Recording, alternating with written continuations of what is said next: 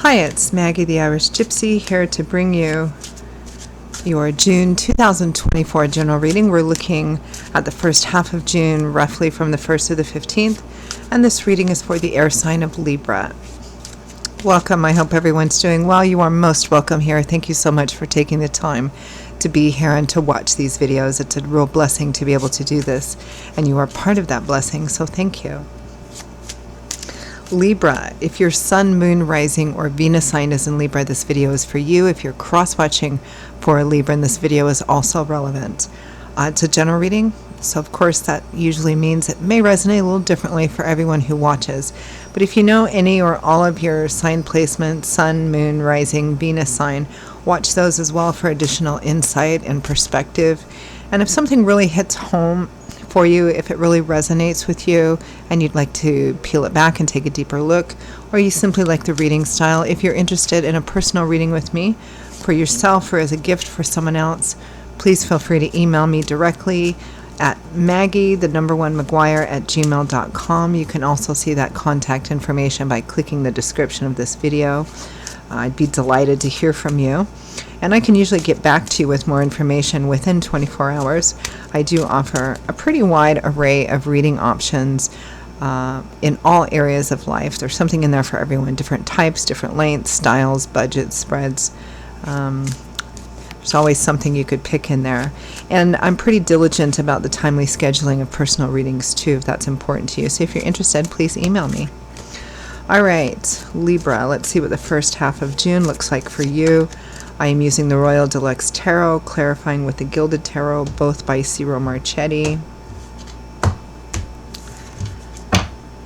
Okay, we begin with the Lovers. Matters of the heart, a relationship, a choice, a crossroads, a choice about a relationship that will significantly impact that relationship. Now, the choice might be about the relationship itself. Do we continue together? Do we continue to move forward together? Do we go our own ways? Sometimes it can be a third-party situation, if there's another person involved and there's a choice to be made. And sometimes it can represent needing to make a significant choice in another area of life, but it'll impact the relationship. In any case, it's about making decisions at a crossroad, matters of the heart, with the Hierophant. The tradition, the norm in relationships, it would be marriage, institution energy, corporation energy, right? Following the tried and true traditional path. It may be that some of you are struggling between the two, or maybe some of you might be feeling some pull between the head and between the heart. Do I follow this traditional path? How do I balance that with my own passions if they conflict with that? Some of you, it may be simply the issue of considering taking the important step of getting engaged, getting married, starting a family, that sort of thing. Next we have Death. Wow, 3 cards out and all 3 are major arcana, so this is probably a pretty significant time. Death, which represents change and transformation, meaning that something will end so that something new can begin. Significant change and transformation. But you're scared. The 9 of Swords. Stress, fear, worry, anxiety over an unknown future. Worrying about it too much. Thinking about it obsessively too much. And almost always with the worst possible negative outcome. What if I do this and this horrible thing happens? What if I don't do that and I miss out on something? What if? It's too much. Stop thinking about it like this. Afraid of what will happen if you... afraid of the consequences of your decisions. Next, we have the 7 of Wands, which is a card of defending, protecting, guarding, standing up for yourself, refusing to give in. With the 8 of Swords, it's kind of like conquering yourself. Swords is governed by the element of air, which governs everything that goes on in our heads. Belief systems, ideologies, perspectives, perceptions, because that decides what we tell ourselves reality is and how we react to that reality. The 8 of Swords is somebody who says, well, I've gotten myself into this situation and I can't get myself out of it because because of this reason, because of that reason, because of this excuse, because of that excuse or justification. I feel trapped and there's no way I can free myself. It's almost a helpless victim mentality. But remember that swords represent what goes on in here, and that's the only thing that's actually holding you back, right? The reasons, excuses, and justifications we give ourselves for not making changes, when changes can always be made. They might be difficult, but it's always possible. But we give ourselves reasons and excuses and justifications for why we can't, because we're afraid of that future, that unknown future. We're afraid of like the sky falling in, like the old Chicken Little story, right? So here with the Seven of Wands, I really like this energy. Here with the Seven of Wands over the Eight of Swords, you're fighting that. You're standing firm and standing up for what you believe in or what you want or what you feel is right. Even if it costs you something. Because if it costs you like a job, if it costs you a relationship to stand up for what you feel is right and true for yourself, then that job or that person was not in alignment with you anyway, and you need to move in a different direction anyway. But this is kind of conquering the fear of the consequences of your decisions, because it might end something, and it might not, it might.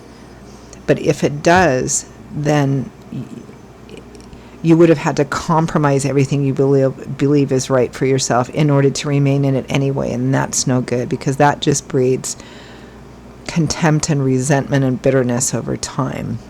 From the bottom of the deck, the overall energy theme focus is the Empress in reverse. Now, in the upright, this is the divine feminine. This is the Empress, the queen of the tarot. Well, she's actually over all the queens.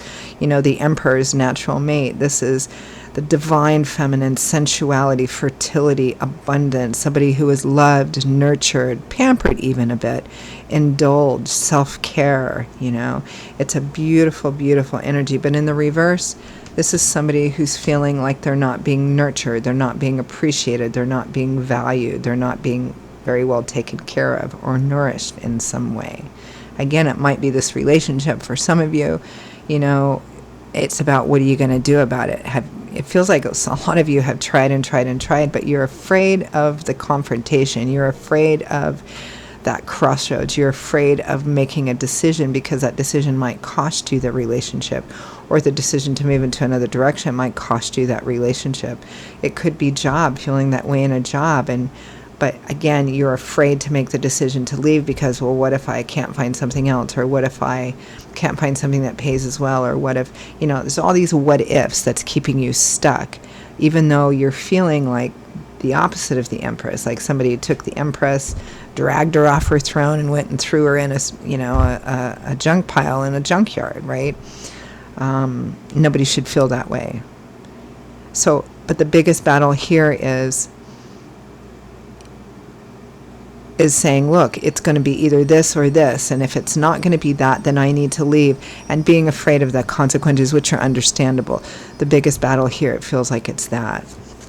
Let's take a look at that overall energy of the Empress in reverse.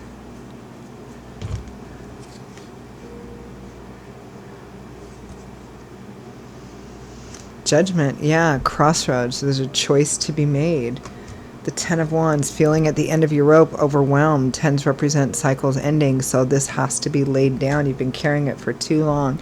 Even though it may be Ten of Swords, coming to the difficult, if not painful, realization that, something is at an end, or you just realize it's never going to be the thing that you want it to be. So what do you do? Now, this is a general reading, so the intensity of that will vary. And Knight of Wands, moving forward in a quite a different direction, quite rapidly. So it's making that difficult, significant decision. Lovers and the Hierophant.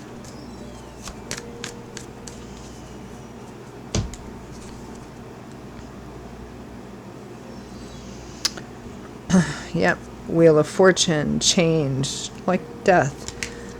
The Chariot, success on a challenging path. There are difficulties to overcome, but this card is a card of success through determination, willpower, perseverance, not losing sight of your goal, not backing down, not compromising, not losing momentum. And the Fool, the very first major arcana card in the tarot, a whole brand new life cycle, life chapter begins here. Stepping out into the unknown, taking a risk. Again, it feels kind of like ultimatum energy here. Now, for some of you, it may be that spirit has provided a new, or the possibility of potential, an actual new option, but you're still afraid of making that decision. For others of you,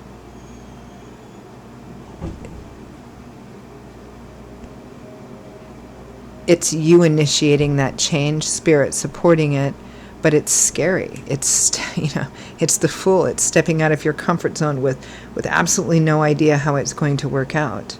There are challenges. The Chariot tells us that there's challenges, but that success is possible there. Change, transformation. Death and the Nine of Swords, it's so clear. Fear, worry, anxiety, stress over an unknown future. It's like the whole first 2/3 of the reading is struggle with yourself, right? So, Death and the Nine of Swords, the High Priestess, Strength, Six of Wands. This is really struggling with being able to trust your intuition. But with that High Priestess there, it's a pretty good sign that you actually know what you need to do. You know what decision you need to make. You know what course of action to take. Even though you're afraid, even though you may choose not to do it, you know. And that's what you need to trust. Have the strength, the courage, wisdom to trust that intuition, to move forward right to and through your fears. And you also gain more strength and wisdom and courage from doing that. Strength is also about, saying, taking accountability for the part that you've had to play in the situation too. That's the way to success, but you're afraid. You're afraid to trust your intuition. You're afraid, is it steering me wrong? It never is. That gut instinct, not surface emotions or thoughts, but that intuition. But here in the Seven of Wands and Eight of Swords, you are successfully fighting this battle. That this thing that wants to keep you stuck and wants to keep you saying, well, I can't because of this, and I can't because of that, and I can't because it's too hard, and I can't because it'll hurt, and I can't. But the Seven of Wands says, yes, I can. I don't want to give up what I want most. I don't want to, Yeah, Eight of Wands, action, forceful. This is similar to the Chariot on a more minor, I have my destination, I have my goal, I am moving forcefully towards it. Yeah, that Nine of Swords again with the Tower, but I'm afraid that my whole life will end, that everything will be turned upside down, I'll never recover from it, It's that whole, it's fear. Huge transformation brings huge change, but also preceding that until we get to the other side of it, it's, worry, stress, anxiety. I feel led to make the decision, but what if it's the wrong decision? And what if my whole life falls apart? Well, then you build a new one. That's how it works, right? That's what transformation is about. That caterpillar into the cocoon, the chrysalis, and then emerging as a butterfly. Nobody ever really talks about what goes on in the cocoon, right? It's the caterpillar, it goes into the cocoon, and then there's a butterfly, beautiful butterfly wings, right? But inside that cocoon, there's almost like this awful, messy, maybe painful, liquefying in order to transform it into the butterfly. That's not an easy process. Nobody ever talks about that process, but it is. Transformation, rebirth. You got birthing pains, you have growing pains, transformation. It's not all rainbows and Skittles, right? But the other side of it is absolutely beautiful. But it's scary, and it's about taking risks. And it's quite clear here that Spirit is saying, look, the decision is yours to make. You can stay in the situation. Okay. You can make the scary or even terrifying decision to say, I'm not going to do this. I'm going to step out. I know I'm worth more than this. I know I can, I'm stepping out into the unknown.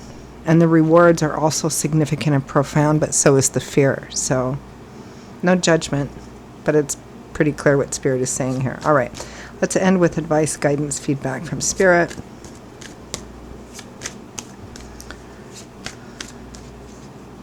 I think most, if not all, people have been through this at least once in their life.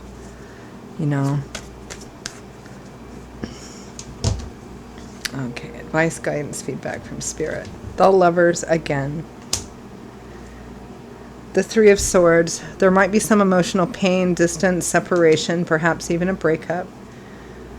Because some kind of unhealthy, negative, even toxic, but yet tempting cycle, habit, pattern needs to come to an end. Why? Because you're laying the groundwork for a bright, positive, hopeful, optimistic future and a new offer or opportunity coming in that is in alignment with you, with what you want, with your joy.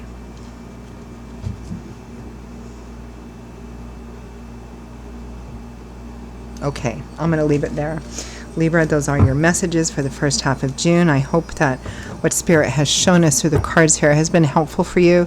Perhaps it's brought a bit of clarity or validation to some of you, or at least given you, something to chew on, some food for thought. If it really did hit home, if it really did resonate with you, and you'd like to pull the curtain back on it a bit and maybe take a bit of a deeper look on it, or you simply like the reading style, or both, please feel free to email me at maggie1mcguire@gmail.com. If you are interested in information about a reading for yourself or as a gift for someone else, you can also see that contact information by clicking the description of this video. I would be delighted to hear from you and even more delighted to work with you. I will see you all in a couple of weeks for the June mid-month readings. Until then, stay safe, stay well. Don't be afraid to be happy or to pursue that. And I hope to see you back here again soon. Bye-bye.